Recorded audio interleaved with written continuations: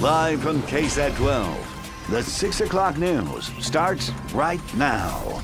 Good evening. So we've told you about deadly dog attacks, more cases of neglected animals across San Antonio, and these reasons are exactly why San Antonio is trying to beef up animal care services. City leaders want ACS to have a $27 million budget next year. City Hall reporter Garrett Berger live at ACS to tell us more about all this. Garrett, $27 million, a big bone for that department to chew on. What is the department going to do with that money?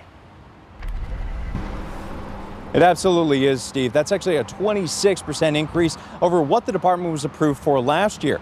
And we heard at least one council member saying that he thought it was going to be even more this time around. Now, the money that is in the proposal includes funding for 15 new animal care officer spots for investigating bite cases, ensuring owners with dangerous dogs are complying with the precautions, and responding to critical calls, plus more staff for adoptions and vet exams, and higher payments for rescue agencies that take in animals. Now, the city says it was already working on a strategic plan for ACS when a deadly dog mauling brought lots of focus on the department back in February. Plus, the city manager notes the city wasn't able to handle even half of the critical 311 calls they get for things like abuse and neglect.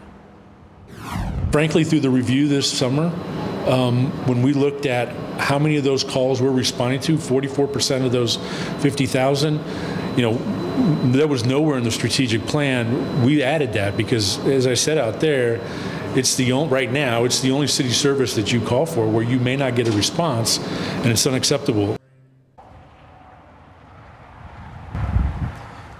Now, there is also going to be some more funding in the future. Walsh says that they aren't done funding this department quite yet. And as for those critical calls, the goal right now is it's a 3-year plan to get to 100% response to all of those 50,000 critical calls that they get. But for right now, next year, they're going to be aiming for about 64%.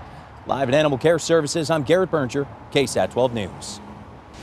Garrett, thank you. Tonight, San Antonio police are investigating after a man shot a suspected car burglar. It happened around 4 o'clock this morning at an apartment complex near Loop 1604 and O'Connor Road. SAPD says that a man shot a 23-year-old after seeing him break into vehicles. He told officers that he and his girlfriend went outside to confront him when he threatened them. So they went back into their home, and then the man says that he got on his balcony and shot the other man 3 times. We spoke with a witness who saw surveillance video of the conflict, and he says that moments before the suspect was shot, he saw the suspect dragging a woman. He was holding her at gunpoint at one point, walking across the part of the buildings. Then they walk back towards the vehicles in the background, and he strikes her in the face 3 times. SAPD says that they found several broken car windows at that complex.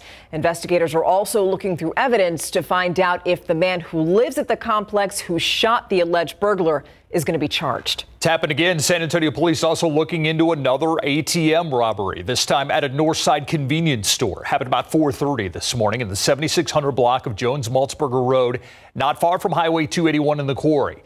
A witness told officers she saw a Chevy truck drive through the window where the ATM was. Police say 4 men got out, loaded the machine into the bed of a pickup, the truck, and part of that ATM found in a nearby neighborhood. Police are looking into if this robbery is connected with several other ATM robberies in recent weeks. A different man is facing arson charges after San Antonio police started a fire outside of a hardware store. Now, according to an arrest warrant, 40-year-old Christopher Carlos Cuellar was seen on security video setting fire to cardboard boxes outside of a Lowe's hardware store at the Rim. Police say that he bought lighter fluid and other items the day before. That fire that we were just telling you about, it spread to the building. So now his bond is set at $85,000. Deadly domestic violence. In court today, it took a jury about an hour and a half to find a man guilty of the murder of his wife. James Stewart, accused of shooting his wife, Tiffany Washington, back in April of 2020. The two apparently fighting over cell phones. When Washington grabbed a knife, Stewart grabbed a shotgun. He later told police as the arguing intensified, the gun accidentally went off. After the verdict was read, the punishment phase began. Stewart facing anywhere from 5 to 99 years or life in prison. And lots of parents have been worrying about this. Vaping in schools. School districts across the state are saying It is a problem. So next month, a new state law that imposes harsher punishments on students who are caught with vaping pens or devices is going to go into effect. RJ Metcalf explains what the new law is and also what parents and students need to know before school is back in session. Vape pens, nicotine, and THC. So yes, it's grown leaps and bounds. Northside ISD Police Chief Charlie Carnes says he's seen a dramatic increase in the number of students caught with vape pens. We've gone from approximately 40 cases a month to well over 200 cases a month. That increase at Northside is just over a 2-year span. Carnes says at the end of last semester, the district had 300 cases in May alone. Northeast ISD had a combined 1,299 cases of THC and nicotine last year. SAISD did not respond in time for this story. It's harder to detect, and then just the basic of not knowing the consequences. The consequences for having a vape pen or e-cigarettes on or near campus are about to change. State lawmakers passed House Bill 114 to address the problem. Parents come to us that they found and maybe in their home, in their child's backpack, in a friend's backpack, vape pens, and they don't have a clue what it is. So starting in September, any student that's caught with one of these types of devices, a vaping pen, will be mandatorily placed in alternative education. Now this bill includes anyone that's caught selling or under the influence of these types of vaping pens within 300 feet of school property. The bill also covers any school-sanctioned events like football games. Carnes hopes that parents and students take the new policy seriously. It's a felony for THC. Vaping THC is a felony. And again, the new laws of administrative discipline, it's heavy, and parents need to know, students need to know what they're up against. RJ Marquez, KSAT 12 News. Now we move to the latest on the devastating wildfires in Maui. Those fires have now killed at least 36 people, destroyed 300 structures on the island. The Coast Guard has rescued dozens of people that had to go into the sea to escape that fire. Thousands more have left by air. Many of the people on the ground are calling the destruction apocalyptic, including one woman who lost her home and her business, but she says that's not her biggest concern right now. We don't know where our employees are, and we haven't been able to find them. Lahaina looks like a bomb went off. There is nothing left. President Joe Biden is committing more federal disaster resources after a call with Hawaii's governor on Thursday, who cut short a vacation to return to the islands as quickly as possible. Hawaii's tourism authority directing people to call 1-800-RED CROSS if they're trying to locate someone who is in Maui, or you can visit ready.hawaii.gov. And those images really hit home for San Antonians who are from Hawaii. Those with friends and family on the island say that they are laser focused on social media, making sure that their loved ones are okay. You see, they can't just call them because a lot of the cell phone towers are down. Samson Young owns a Hawaiian restaurant here in town, and it's hard for him to see what's happening back home, but he's still hopeful and he is waiting for good news. I'm sure they'll rebuild, right now, what's important is to find our loved ones, find the ones that are missing, and pray for the ones who have lost a loved one.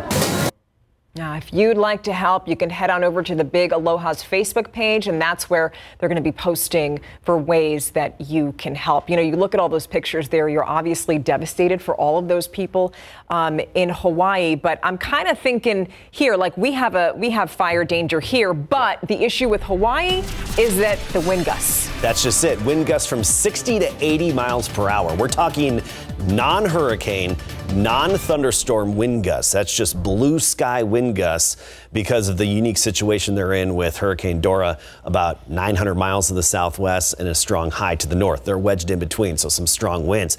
Our fire danger around here is elevated. We're in the high to very high category. You get a little further north, get up north of Burnett, and that's where it's in the extreme category. Combination of very dry ground, low afternoon relative humidity, and even some gusty winds up to 30 miles per hour.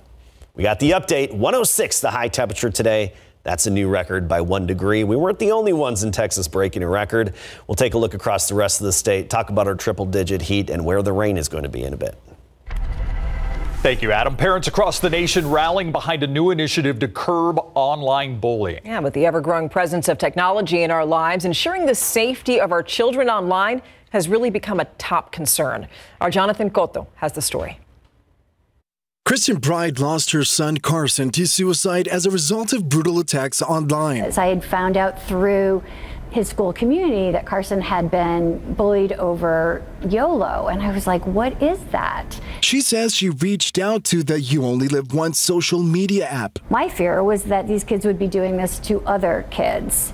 And I was ignored all 4 times, with the exception of a canned response that thanked me for my email and told me to have a great day. And that was gut-wrenching. You see it over and over again. Today, Bride gathered with other parents who know her pain. They support the Kids Online Safety Act. Key elements of the legislation include requiring companies to turn on the strongest privacy protective settings by default, and requiring them to perform annual audits to assess risks to minors. We're going to have a lot more work to do protecting our kids, and this is not going to be a task that is over today or tomorrow or next week or next month. Bride says it is critical that tech companies be held accountable. No other industry is protected like this industry, and it's really got to change. And that's why the Kids Online Safety Act is so important. We need every concerned parent to contact their U.S. senators and let them know that they want KOSA, the Kids Online Safety Act, passed. Jonathan Cotto, KSAT 12 News. It was announced today that the Senate committee has passed the Kids Online Safety Act out of the Commerce Committee. Now they're hoping the bipartisan legislation will be signed into law by the end of the year. Now happening tonight, speaking of students and mental health, we're going to host a town hall that's specifically focused on student mental health. As we all head back to school, we want you to join us as we talk to teachers, a counselor, and also mental health professionals. The live stream is going to be on all KSAT streaming platforms starting at 7 p.m. Check out TransGuide right now. Let's go to traffic at 410 and Fredericksburg, and you can see that things are moving very smoothly in the eastbound lanes, not so much in the westbound lanes. A big slowdown there on this Thursday evening. A new science center at San Antonio College is giving kids a chance to learn about science and technology in a really fun way. You're going to take a look around after the break. So we want you to stick around because we're working on so much for you tonight on the Night Beat. First, we're going to take a look at the environmental impact that these hot temperatures are having, especially on trees. A local arborist is going to speak on this growing problem and also what it means for fire safety. And a bag of chili powder with live weevils and ants invading a bag of dried shrimp adds up to a low score for this restaurant. Tim Gerber tells us about other bugs that inspectors found crawling around. This and more on the Night Beat tonight at 10. So the Santikos Micronaut Center at San Antonio College is making learning fun for kids. Since it opened earlier this year, more than 500 kids have visited. They've learned about how astronauts live on the International Space Station. The center also has different activities and science experiments that relate to what these kiddos are learning in school. The hope here is that it's going to spark their interest in STEM careers. Investing our resources in early childhood and really providing those types of experiences and access to those types of experiences is really going to broaden their horizons and give them the engagement that they might need to make the types of decisions for what might interest them later on in life. Okay, so you're probably thinking, when can I take my kid there? Well, if you want to visit the center with your kids, you can start registering in October. I wasn't thinking about my kid. I was like, when can I go? Right, it looks fun. A quick reminder to get your tickets for this year's KSAT Pigskin Classic. They are on sale right now. Scan this QR code to see all of your ticket options. Kicks off the 25th. That's Friday in the Dome, followed by our triple header on the 26th of this month. Yes, and that's going to be nice and inside. Although by then, hopefully, the weather's going to be a lot cooler. That's why I've been emphasizing inside the Dome for all these football games, Adam. We reiterate, inside the air-conditioned dome. How about that? Yes, so even if you just want to escape the heat, go there, get your tickets, and enjoy the day at the air-conditioned Alamo Dome. Now, record high temperatures across the state. Take a look at this right here. Notice we weren't the only ones to break a record today. Several locations actually had records. Midland, Abilene, San Angelo, Del Rio, Austin, all tied or broke record high temperatures for the day today. San Angelo, 111. Del Rio, 111 for the high. Laredo, 108. That was actually 1 degree shy of the record. Actually, I stand corrected, 110. That's the new update for Laredo, and I believe that would be a record for them. New Braunfels even a high temperature of 106. Temperatures right now pretty close to the high temperatures for the day. New Braunfels, for example, at 106, Carrizo Springs at 109, Kerrville 102, Rock Springs quite often in this weather pattern is in the upper 90s, but even Rock Springs right now checking in at an even 100 degrees, triple digits. Right now, officially at the airport, we're at 104. In Stinson on the south side, checking in at 106. Let's get you ready for tomorrow, though. Early in the morning, we're at 80 degrees. By noon, we're up to 93. And then notice that record high temperature, 106 tomorrow afternoon. I think we'll be exactly there yet again. Just like yesterday, just like today, another record day. Actually, today was our 7th consecutive record high temperature here in San Antonio. Castroville tomorrow, 106. Bulverde and Bernie both at 102 for highs. Now look at the trend going forward. Tomorrow, 106. Saturday, Sunday, Monday, 105. Still feeling the heat. And then even next week, above 100, we're at 104. Now, if you're counting, of the next 7 days, it looks like 6 of the next 7 will either tie or exceed the record high temperature for the given day. We keep drying out. There's a little bit of rain to the north. It's far from us, but far north of San Antonio, a little bit of shower activity this afternoon. That's not going to make it here. That's going to stay out of our area. Unfortunately, we still have the upper level high, the heat high, planted right overhead. That's influencing our weather, and it's not going anywhere, at least not for the next 7 to 10 days. Notice how it stays right over Texas, and in turn that gives us that basically donut hole of a lack of rain right over the Lone Star State. They'll even get some shower activity in the desert Southwest, but this is the time of year they typically do there. Arizona, New Mexico, monsoon season. Here in Texas, dry season. And I see this for at least the next 7 to maybe even 14 days until that upper level high can break down and actually start to weaken a bit. Looking at the relative humidity in the afternoon, this is what helps lead to some of the fire danger conditions. It's very sticky at night and in the morning.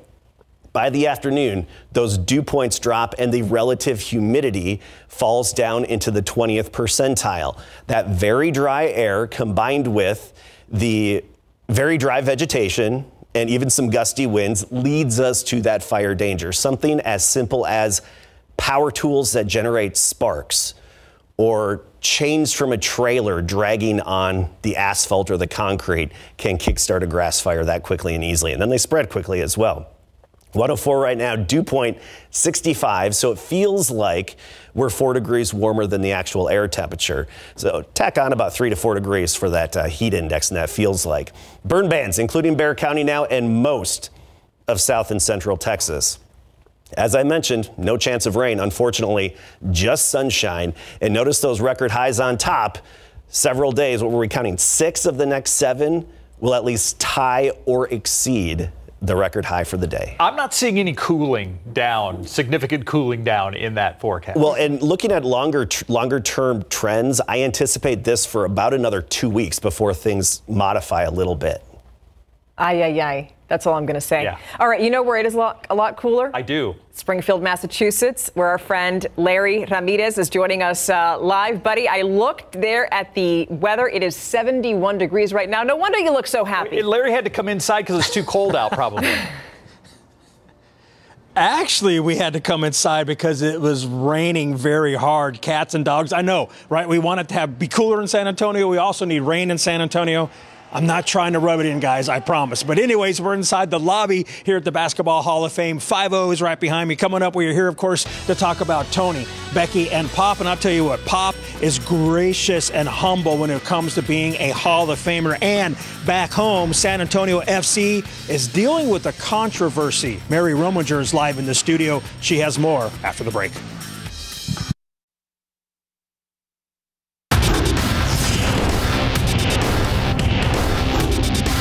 As you might guess, it's pretty humbling.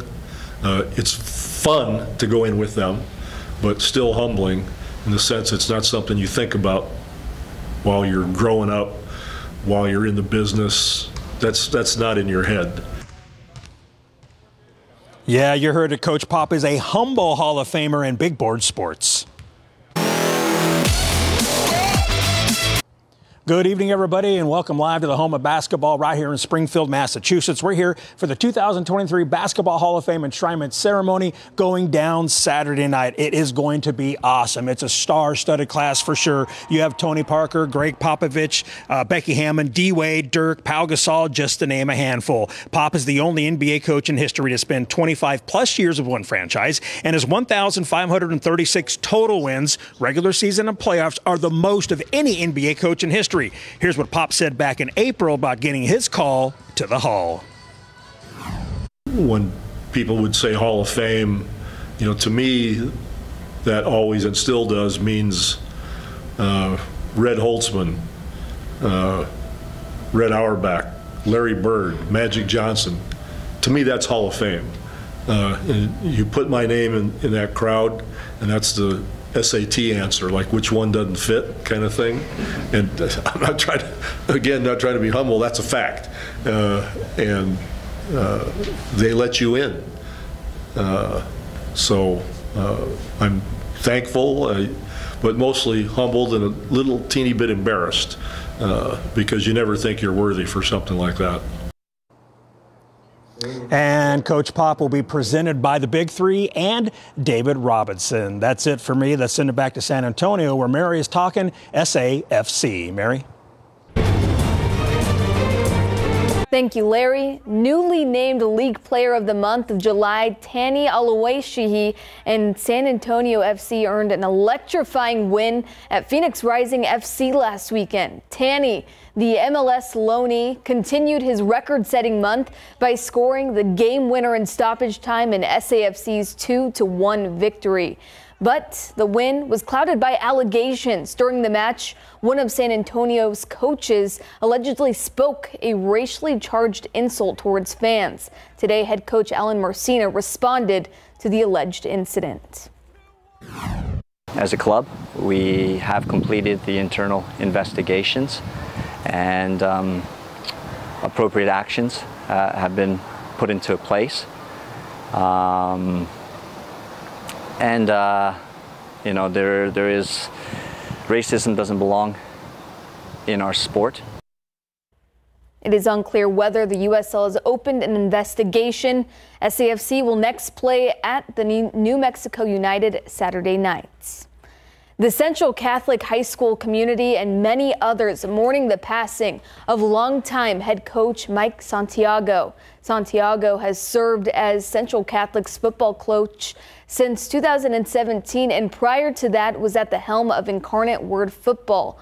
The school saying in a statement today, Coach Santiago was an inspiration to all. He will be deeply missed. Coach Santiago leaves us at age 67.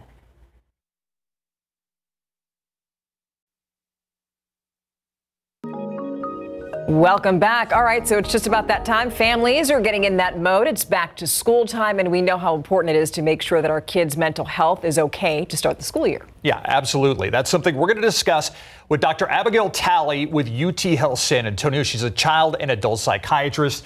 Doctor, thank you for joining us. Absolutely. I'm so pleased to be here. You know, there's a lot going on right now, a lot going on in the world. Back to school time is upon us. What should parents focus on right now?